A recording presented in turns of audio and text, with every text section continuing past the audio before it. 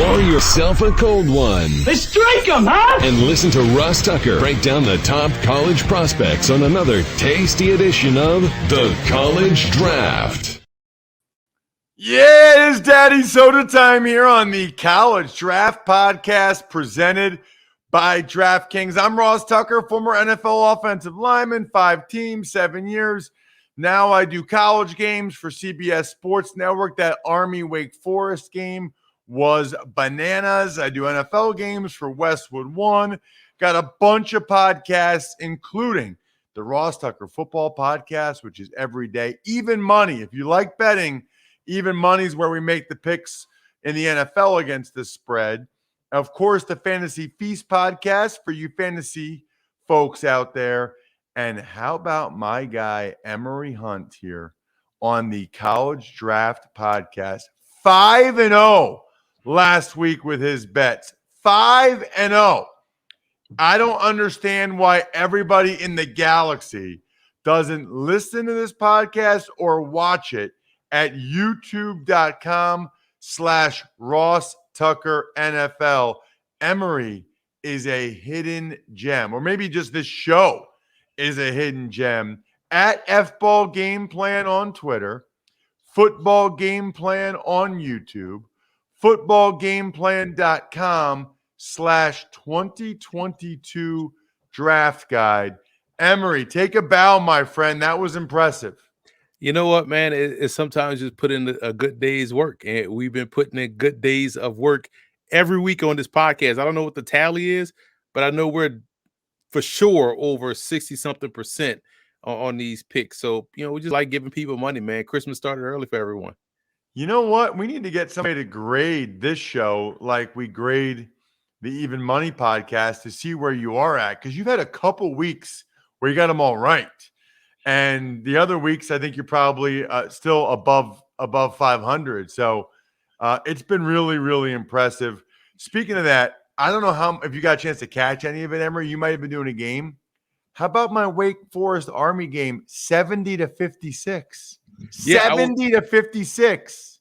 It's funny because I didn't expect that many points to be scored in that game. I thought maybe a 30, 20 game like that. But goodness, and I was checking the updates because I was doing the game that had the Morgan State North Carolina Central game, but we had the ticker going on. I'm just like, man, first of all, I was like, man, this game's still going. And second of all, like, how many points they gonna score? I was just hoping Wake Forest covers, but man, is this game gonna stop, scoring? Like, it was just impressive to see. A lot of people that saw it thought it was a basketball score. They thought college basketball season, Wake Forest basketball started early. Right. It's kind of funny. I'll say this.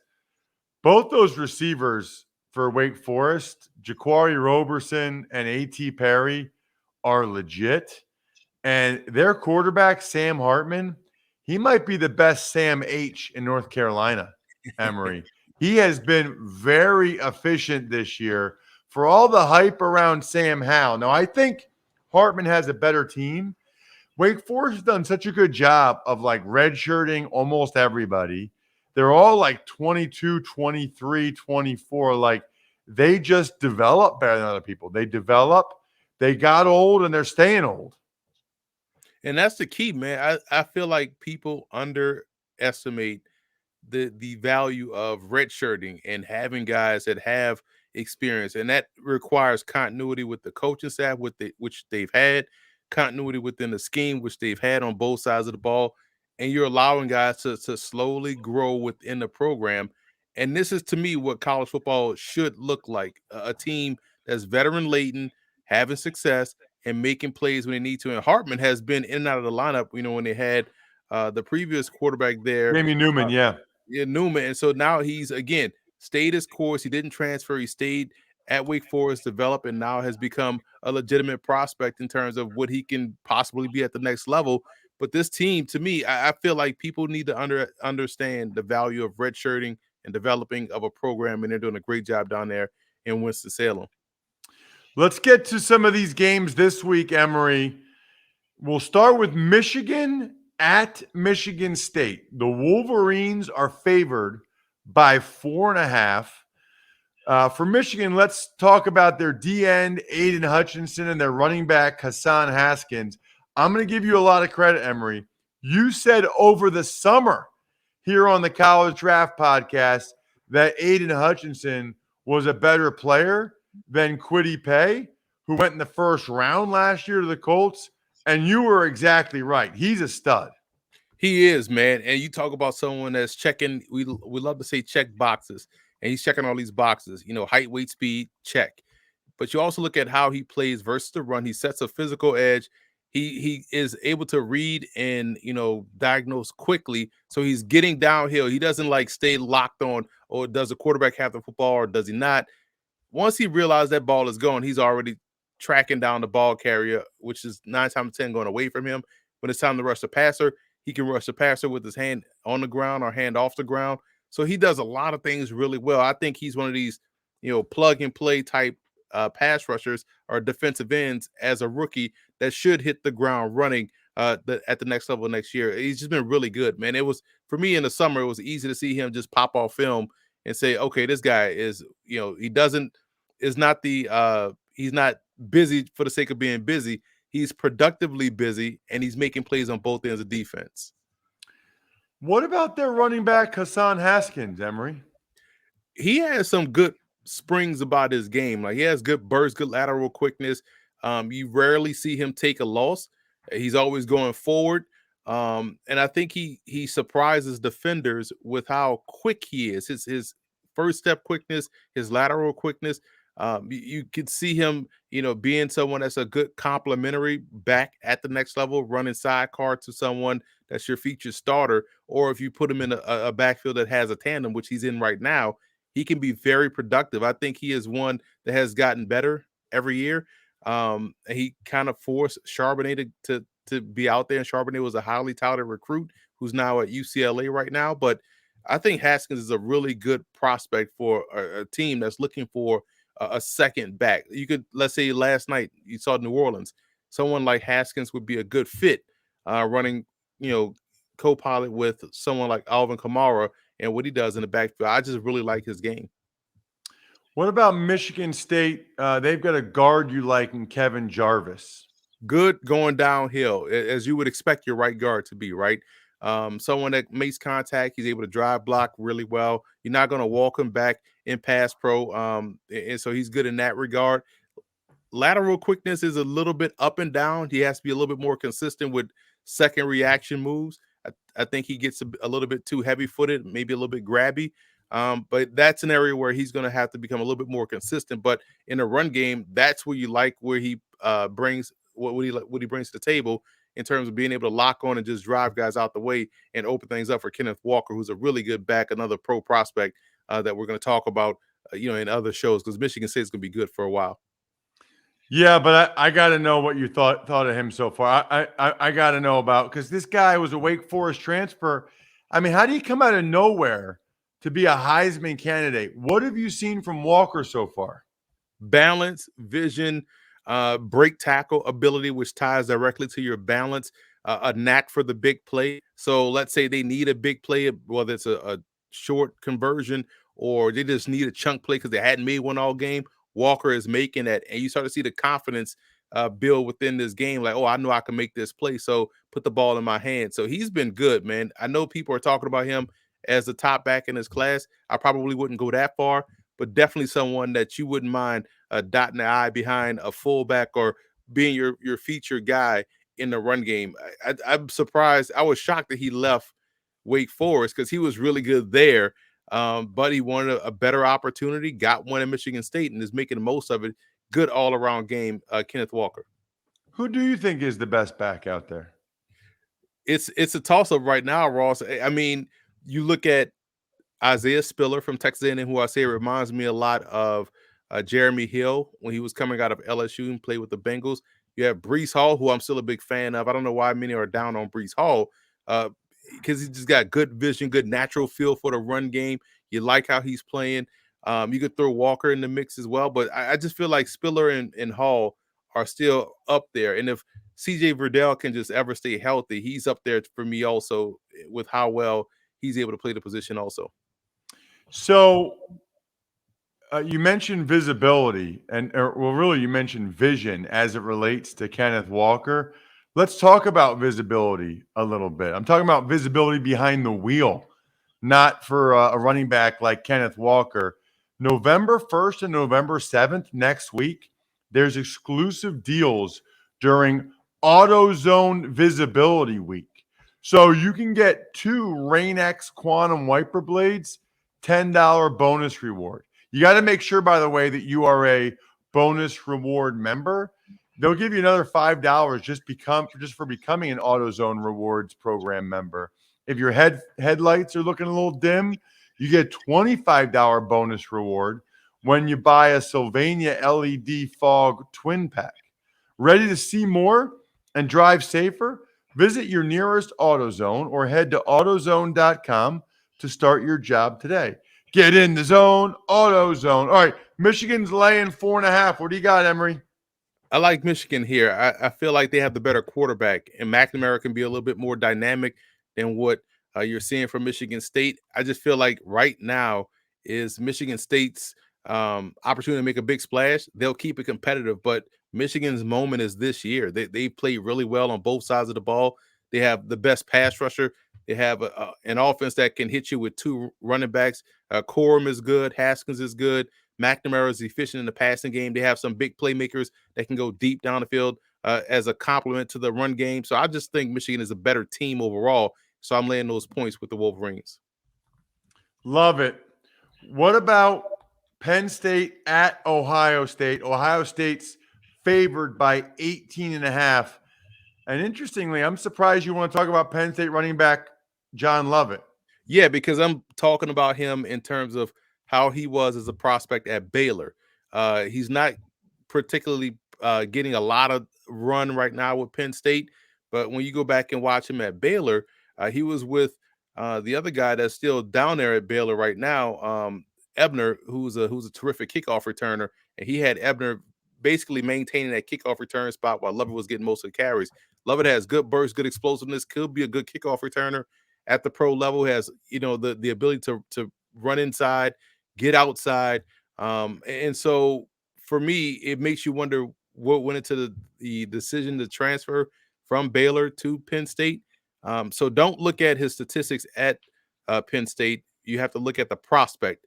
He's a good athlete, very good speed, good burst. Like I said, special teams is going to be his ticket, and then he's going to work himself into the lineup as a complimentary back at the next level. Interesting.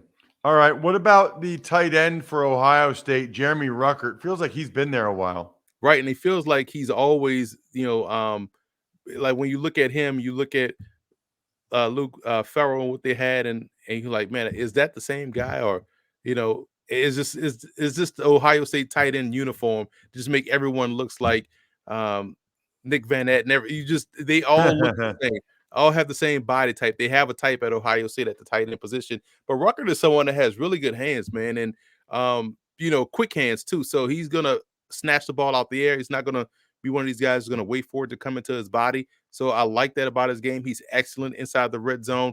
Knows how to find dead spots in the zone. And for whatever reason, teams tend to leave him running wide open. So he's going to find ways to get the football. But I like his activity in the red zone as a receiver. Knows how to quickly get those hands up and pluck the ball out of the air. So there's no doubting whether or not he catches the football. There's no contested catches because he gets the ball out of the air pretty quickly. So very good hands.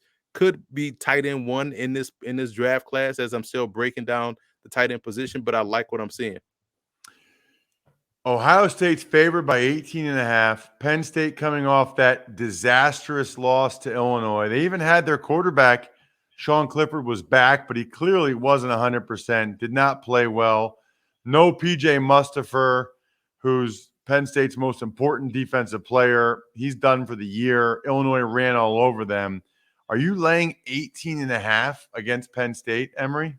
I am, because this is about, this is when we talk about on the schedule when you play teams, right? So if this was maybe week 2, this would have been a tighter game. But because Penn State is going like this and Ohio State is going like this, they're catching them at the right time. Ohio State looks like a completely different team, offensively speaking, than what we saw 4 weeks ago. let alone just last week. So I do trust the fact that they can get this game covered. They can win by 3 touchdowns. Penn State played essentially 2 games last week. So look for Ohio State to win this one pretty big. Interesting. Okay, what about SMU at Houston? Huge game for those two teams. SMU's favored by 1, and they've got a couple name skill guys. Reggie Yeah. Robertson, Grant Calcaterra. Remember, Calcaterra came back. He retired. He was a terrific tight end prospect. Retired. He was at Oklahoma, I believe. Then came back to SMU and has picked up right where he left off. So he's still getting acclimated back to playing ball again. Had those nasty concussions, so the medicals are going to be big for him. But as a talent, he's right up there with Rucker, because before the concussions forced him to retire, he was making plays consistently at the position. It was a real true threat at tight end. So you're happy to see him back out there. You're happy to see him healthy. He's someone that's going to be a sleeper in terms of a prospect that is not getting a lot of notoriety because people just aren't talking about him. Some people probably don't even know he came back. Roberson, we know, came back because of the injury, and he's a big playmaker, just finds the end zone in every game. And I think as he gets, get that speed back from the ACL injury, next year he's going to be even better, like we saw in 2019 or early parts of 2020. This is someone that is a guy that could put the ball in the paint, can help you out in a multitude of ways, and it's going to be a tremendous prospect to study as the season goes on. How about Houston D tackle Logan Hall? I think he can play across the board. He's 6'6", about 267, 270 maybe, so he could probably either gain weight and be an interior pressure player. You could keep him at weight and have him as a 5 technique. So I think the versatility alone leads you to want him on your team. He's starting to come on, toward the last 3 games, starting to find the backfield, find plays in the backfield, in terms of stopping a run, getting to the quarterback.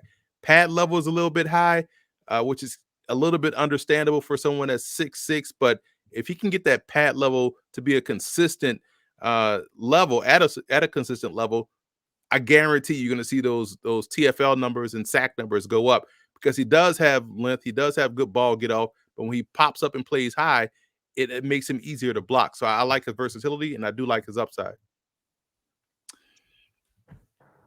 SMU's laying 1 point. Huge battle in the state of Texas, the 2 city schools. What do you got? This game reminds me a lot of the game we talked about last week with Kansas State and Texas Tech, who also had, I believe, a 1-point spread. I don't think people are giving SMU's defense enough credit here.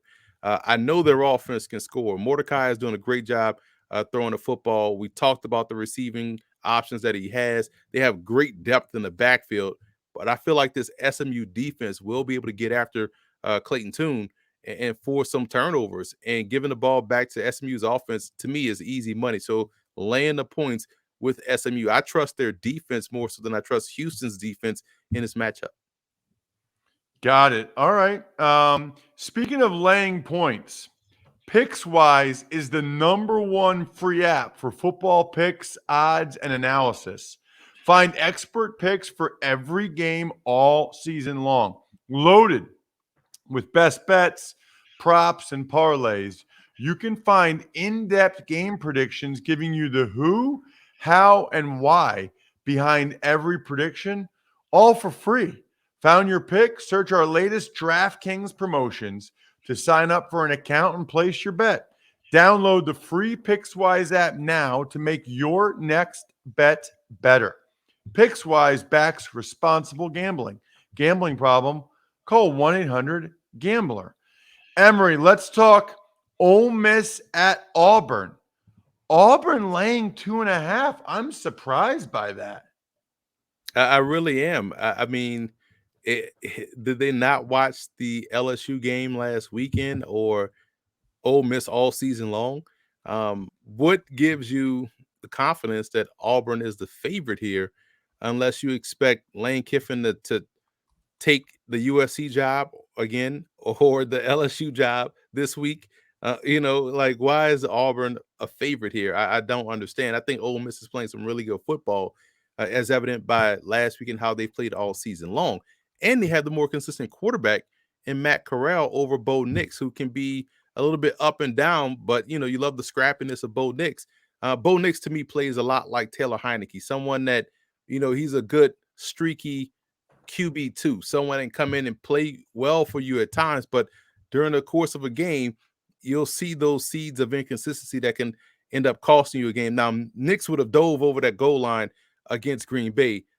He wouldn't have been afraid to like curl up and fall short, which was a dumb call, by the way.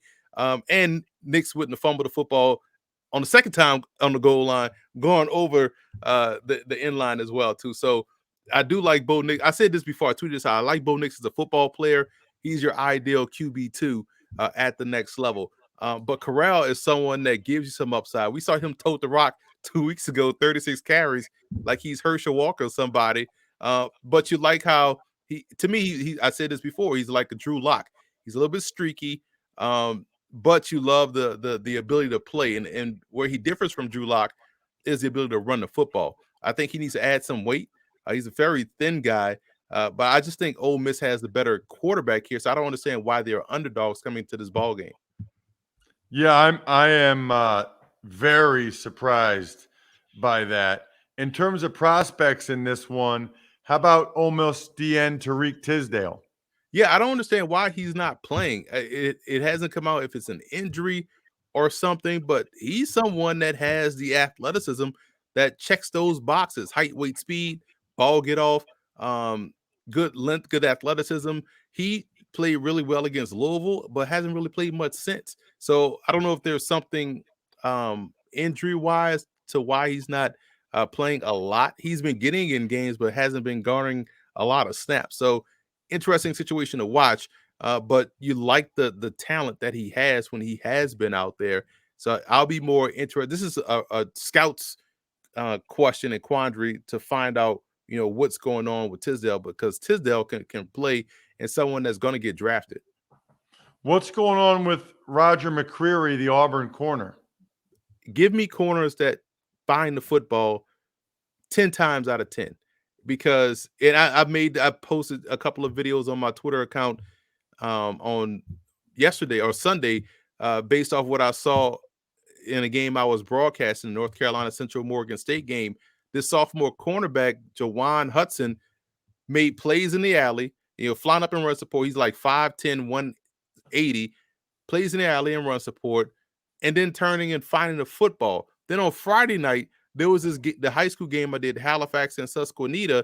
It was a Susquehanna cornerback who was a freshman, shorter corner, had to go up against a 6'4" basketball player for Halifax in the end zone, picked them off, found the football, couldn't get above the rim on him.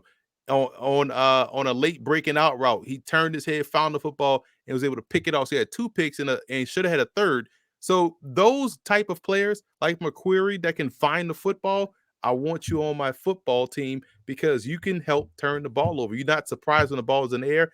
And not only can he turn the ball over, he knows what to do with it. He's going to bring it back for a touchdown. So he has the athleticism, the explosiveness, and the ball skills that you want. He's someone I could see could play the nickel role in at the pro level, or you can trust him on the field side because he's someone that can run with anybody. So, assuming you're taking Ole Miss in the points? Absolutely. Okay. What about Samford at VMI? VMI is laying 6.5. Man, VMI is playing well. They still have the same quarterback from North Penn, Reese, whatever his name is. Udinski. No, he transferred to Western Kentucky. Or he transferred to Western. No, one of those schools, Marshall, I believe. He transferred up. Interesting. I'll figure it out. Is he playing? No, he's not playing because that's the thing. He put his name in the transfer portal last year. Then the spring, he was like, I'll just play the spring season at VMI. Played really well. Then ended up leaving. Harris transferred, put his name in the transfer portal. It was radio silence.